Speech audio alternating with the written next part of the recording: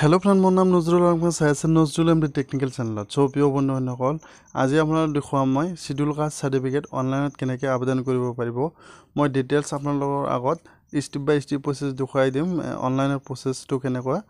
so বন্ধুসকল মোৰ চেনেলত যদি আপোনালোকে নতুনকৈ ভিজিট কৰি আছে চেনেলটো সাবস্ক্ৰাইব কৰি দিব আৰু বেল আইকনটো ক্লিক কৰি দিব যাতে মই ভিডিঅ'বিলাক আপলোড কৰিলে আপোনালোকে আগতে নটিফিকেশনটো পাই যায় কেনো এনেকুৱা ধৰণৰ ভিডিঅ' মই লৈ নেথাকো সো বলক আজিৰ ভিডিঅ'টো আৰম্ভ কৰো সো আপোনালোকে নিশ্চয় গম পাইছে যে কেইদিনমান আগতে আমাৰ ডক্টৰ হিমন্ত বিশ্ব শৰ্মা ডাঙৰীয়া এটা ওয়েব পোৰ্টেল খুলিছে ওয়েব পোৰ্টেলৰ দ্বাৰা আপুনি 47টা সাৰ্ভিস আপুনি অনলাইনতে পাই যাব বা অনলাইনতে আবেদন কৰিলে হেবিলাক অনলাইনতে আবেদন কৰিব পাৰিব সো ইয়াৰে আপোনাৰ 9টা ভিডিও অলৰেডি 8টা ভিডিও অলৰেডি মই বনাইছো এটো 9 নম্বৰ ভিডিও চলি আছে সো আপোনালোকে যদি বিচাৰে মোৰ চেনেলটো সাবস্ক্ৰাইব কৰি ৰাখি দিব পাৰে সো আগতীয়াকৈ যদি আপোনালোকে বিচাৰে 9টা 47টা সাৰ্ভিস আছে 47টা সাৰ্ভিস মই এটা এটাকে এপ্লাই কৰি দেখুৱাই দিম সো বন্ধুসকল আপোনালোকৰ যদি ল্যাপটপ বা ডেস্কটপ নাই আপুনি মোবাইলতে এপ্লাই কৰিব পাৰিব মোবাইলত কেনেকৈ এপ্লাই কৰিব লাগিব যেটো ওয়েবসাইট মই ভিডিওটো ডিসক্ৰিপচনত দিয়া আছে হেতুত ক্লিক কৰিলে আপুনি ডাইৰেক্ট আপুনি মোবাইলৰ হেৰিত যেটো স্ক্ৰিন ওয়েবসাইটটো খোলাৰ পিছত আপোনালোকে ডেস্কটপ মোড কৰি কিনে আপুনি অনলাইনত আবেদন কৰিব পাৰিব সো বন্ধুসকল মই এতিয়া ডেস্কটপত কেনেকৈ এপ্লাই কৰিব লাগে মই ডিটেইলছ অনলাইনৰ প্ৰসেসটো দেখাই দিম এপ্লাই কৰাৰ প্ৰসেসটো দেখাই দিম সো ব্লক ডেস্কটপলৈ সো বন্ধুসকল মই ডেস্কটপত আহি গলো ডেস্কটপত ইয়াতে চাব পাৰে Assam right to be public service এটো ওয়েব পোৰ্টেল হয় ইয়াতে আপুনি 47টা সাৰ্ভিস আছে আপুনি অনলাইনতে আবেদন কৰিব পাৰিব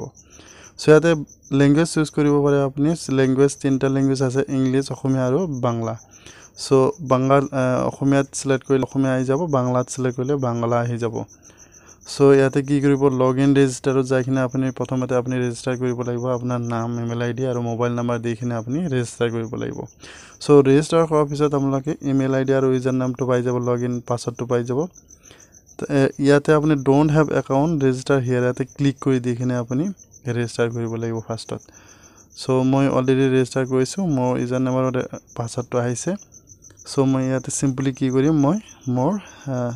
পাছৱৰ্ডটো দি কিনে ইয়াতে ক্যাপচা দি কিনে মই লগইন হৈ যাম সো তাৰ পিছত মই কি কৰিম ক্যাপচাটো দি কিনে মই লগইনত ক্লিক কৰি দিম দিয়াৰ পিছত এইটো ওয়েবসাইটটো খোলকাই যাব ইয়াৰ পিছত আপোনালোকে মেনু অপচনটো চাইছে মেনু অপচনত যাই কিনে এপ্লাই ফৰ সাৰ্ভিসত ক্লিক কৰি দিব দিয়াৰ পিছত অল এভেইলেবল সাৰ্ভিস কিমান আছে ইয়াতে ক্লিক কৰি দিব দিয়াৰ পিছত ইয়াতে চাব পাৰে এইকেটা সাৰ্ভিস হয় ইয়াতে মই লাষ্টলৈকে যদি চাও মই 47টা সাৰ্ভিস আছে ইয়াতে মই এটা এটাকে ভিডিও বনাই দেখুৱাই দিম এটো 9 নম্বৰ ভিডিও চলি আছে আপোনালোকে যদি ভাবে মোৰ চেনেলটো এতিয়াও সাবস্ক্ৰাইব কৰি ৰাখি দিব পাৰে কাৰণ 9টা 47 সাৰ্ভিসটা মই এটা এটাকে ভিডিও বনাই দেখুৱাই দিম সো আপোনালোকে কি কৰিব 33 নম্বৰত চাব পাৰে issue of schedule caste certificate ইয়াতে যাব লাগিব ইয়াতে মই কি কৰিম সিম্পলি মই ক্লিক কৰি দিম দিয়াৰ পিছত নতুন এটা পেজ খোলকাই যাব এপ্লিকেশন ফৰ্ম এটা খোলকাই যাব ইয়াতে চাব পাৰে application for issuance of schedule caste certificate অনুসূচিত জাতিৰ প্ৰমাণপত্ৰৰ বাবে আবেদন ইয়াতে কি ডকুমেন্টস লাগিব সাপোৰ্টিং ডকুমেন্টস লাগিব ইয়াতে মেইন ইম্পৰ্টেন্ট এইবিলাক আপুনি যোগাৰ কৰি ল'ব তাৰ পিছতে এপ্লাই কৰি দিব copy of legacy data as per the NRC 1951 electric roll between 1966 and 1971 অনৰ ভোটাৰ লিষ্ট নহলে এনআৰসিৰ 51 হেৰি লাগিব ইয়াতে 2 নম্বৰ পাৰ্মানেন্ট ৰেসিডেন্ট সাৰ্টিফিকেট লাগিব নহলে যদি না থাকে permanent resident is not available নহতে voter ID electricity bill passbook এইবিলাক লাগিব জমানবন্দীও দিব পাৰে আপুনি তাৰপৰ 3 নম্বৰ চাবৰে কাষ্ট সাৰ্টিফিকেট অফ ফাদাৰ যদি না থাকে তেনেহলে আপোনাৰ পূৰ্বপুৰুষৰ বা আপোনাৰ ৰিলেশনৰ যদি কিবা এটা কাষ্ট সাৰ্টিফিকেট যদি কোনোবা আছে তেনেহলে হেটি দিব পাৰে 4 নম্বৰ চাব পাৰে ৰিপোৰ্ট অফ গাঁওবুঢ়া ইন কেস ৰুৰাল এৰিয়া বা word commission of urban area এতে চাব পাৰে ৰুৰাল আৰবান এৰিয়া দুটা দিয়া আছে আপুনি আপোনাৰ হিচাপত বনাই ল'ব ইয়াৰ 5 নম্বৰ চাব পাৰে আপুনি if the parents of the application already been issue SC certificate recommendation of the গাঁওবুঢ়া বা ওয়ার্ড কমিশন স্কিপ মানে এটো স্কিপ কৰিব পাৰে যদি আপোনাৰ অলৰেডি আপোনাৰ ৰিলেশনৰ যদি SC সাৰ্টিফিকেট অলৰেডি আছে সো 6 নম্বৰ চাব পাৰে ৰিকমেন্ডেশন প্ৰেসিডেন্ট গাঁওবুঢ়া এইবিলাক সাৰ্টিফিকেট এটা লাগিব জাতীয় পৰিষদ পঞ্চায়ত উন্নয়ন পৰিষদৰ সভাপতিৰ অনুমোদন লাগিব 7 নম্বৰত চাবৰ প্ৰয়োজনীয় নথিপত্ৰ যিকোনো এটা লাগিব পাৰে মাছলটো চাব পাৰে 30 টকা লাগিব 10 টকা পাৰ পেজ আৰু 5 টকা স্ক্ৰিনৰ ইয়াতে চাব পাৰে এপ্লিকেশন ডিটেইলছত চাব পাৰে আপুনি নাম application gender ফাদাৰ্স name mothers name আপোনাৰ স্পৌস নেম দিব পাৰে ইয়াতে ৰিলিজন আছে ৰিলিজনটো দিব লাগিব মোবাইল নাম্বাৰটো আপোনাৰ দিব লাগিব বয়সটো দিব লাগিব আপোনাৰ সাব কাষ্ট দিব লাগিব সাব কাষ্টটো ইয়াতে ক্লিক কৰি দিলে আপুনি গোটেইকেইটা সাব কাষ্ট আহি যাব আপোনাৰ হিচাপত আপোনাৰ কোনটো হয় হেতু ক্লিক কৰি দিব দিয়াৰ পিছত ইমেইল আইডিটো দিব আপোনাৰ যেটো ইমেইল আইডি আপুনি ইমেইল আইডিটো দিব পাৰে ইয়াৰ পিছত আপোনালোকে চাব পাৰে আপলোড এপ্লিকেশন ফটো এটা আপোনাৰ ফটো আপলোড কৰিব লাগিব এটা এটো 20 ৰ পৰা 120 ৰ পৰা আৰম্ভ কৰি 1024 KB হোৱা মাজত হোৱা হ'ব লাগিব সো এটো আপুনি আগতে ৰিডিউস কৰি লব বা বঢ়াই লব তাৰ পিছতে আপলোড কৰি দিব তাৰ পিছত পূৰ্বপুৰুষৰ ঠিকনা ইয়াতে চাব পাৰে ফাদাৰৰ অৰ পিতৃ অথবা পূৰ্বপুৰুষৰ নাম তাৰ পিছত আপোনাৰ পূৰ্বপুৰুষৰ ঠিকনা এড্ৰেছটো 2 নম্বৰ এড্ৰেছ তাৰ পিছত আপোনালোকে চাব পাৰে আপোনাৰ ষ্টেটটো কোন হয় সেই ষ্টেটটো দি দিব ডিস্ট্ৰিক্ট দি দিব তাৰ পিছত সাব ডিভিজন কোনটো হয় সার্কেল অফিস কোনটো হয় মোজা কি হয় ভিলেজ কোনটো হয় police station post office pin code religion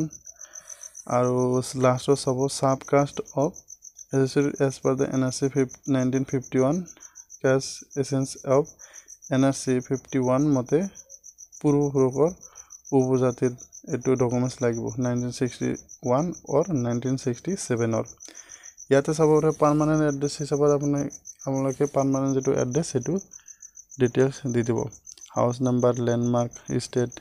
district sub divisional জি আছে সব দি দিব তাৰ পিছত ৰেসিডেন্টাল এড্ৰেছ ইয়াতে যদি পাৰ্মানেন্ট এড্ৰেছ আৰু ৰেসিডেন্টাল এড্ৰেছ যদি সেম হয় তেনেহলে আপুনি ইয়াতে ইয়েছত ক্লিক কৰি দিব অটোমেটিক্যালি তাতে ফিল আপ হৈ যাব যদি ডিফাৰেন্স হয় তেনেহলে আপুনি এটো ফিল আপ কৰি দিব দিয়াৰ পিছত আপোনালোকে আদাৰ ডিটেইলছত যাব ইয়াতে চাব পাৰে অকুপেশন আছে ফাদাৰ পূৰ্বপুৰুষৰ ভিত্তি ইয়াতে কি হয় এটো দি দিব পাৰপাস অফ অবটেইনিং সাৰ্টিফিকেট কি হয় কাৰণে সাৰ্টিফিকেটটো বনাই আছে হেতু ৰিজনটো দি দিব আৰু দেউতাকৰ নাম এনআরসিত আছে নে ইয়াতে যদি আছে তেনেহলে দি দিব নহলে ন দি দিব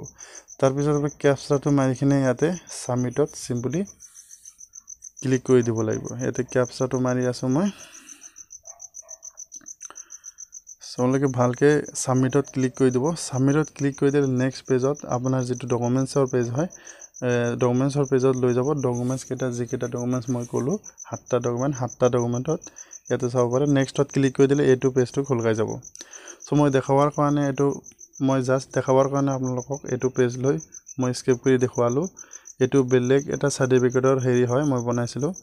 মই জাস্ট দেখাৰ কাৰণে হে আপোনালোকক হেতু দেখাই আছো সো এনেকুৱা পেজ খুলি যাব নেক্সট সাবমিটত ক্লিক কৰি দিলে এটো পেজটো খোলগাই যাব ইয়াতে আপোনাৰ এটাচ এনএক্সিট ক্লিক কৰি দিব লাগিব চাইছেনা লেফট সাইডত এনএক্সিট ক্লিক কৰি দিলে নেক্সট পেজত যাব ইয়াৰ পিছত এটো পেজটো খোলগাই যাব ইয়াতে চাব পাৰে এনেকুৱা আহিব আপুনি কি কৰিব ইয়াতে আপোনাৰ যিমান ডকুমেন্টছ আছে ডকুমেন্টছবোৰ এটা এটাকে আপলোড কৰি দিব মই জাস্ট দেখুৱাৰ কাৰণে হে আপোনালোকৰ এটো পেজটো হাইছো এটো বেলেগ এটা সাৰ্টিফিকেটৰ কাৰণে এপ্লাই কৰিছিলো হেতুৱে দেখাই আছো মই সো এনেকে লাইন কৈ আহি যাব আপুনি এটা এটাকে ইয়াতে আপলোড কৰি দিব আপলোড কৰি দি কিনে আপুনি কি কৰিব সেভ এনএক্সিট ক্লিক কৰি দিব লাগিব সো ইয়াৰ পিছত এটো পেজটো খোলগাই যাব মেক পেমেন্টত লৈ যাব সেভত মাৰি কিনে ডাইৰেক্ট পেমেন্টত লৈ যাব আপুনি 30 रुपीसৰ এটা পেমেন্ট কৰি দিব